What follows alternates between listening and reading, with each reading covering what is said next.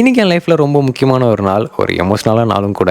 நம்ம இன்ஸ்டாகிராம்ல 20,000 ஃபாலோவர்ஸ் நம்ம ரீச் பண்ணியிருக்கோம். இது மிகப்பெரிய ஒரு மைல் ஸ்டோன் தான். 20K ஃபாலோவர்ஸ்ல ஒரு மைல் ஸ்டோனான்னு கேட்காதீங்க. இதுக்கு பின்னாடி 20K ரீசன்ஸ் இருக்கு.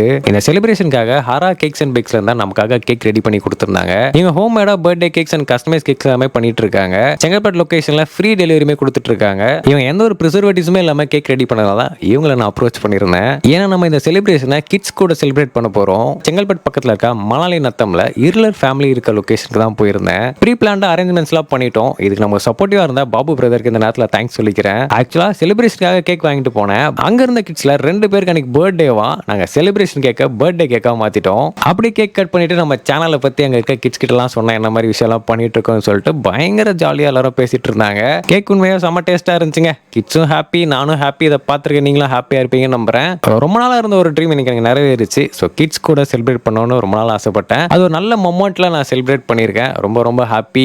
20K ஃபாலோவர்ஸ் நம்ம ரீச் பண்ணியிருக்கோம். Thank you so much. எல்லாருக்கும் சப்போர்ட் பண்ண எல்லாருக்கும் ரொம்ப ரொம்ப நன்றி. தொடர்ந்து சப்போர்ட் பண்ணிட்டே இருங்க.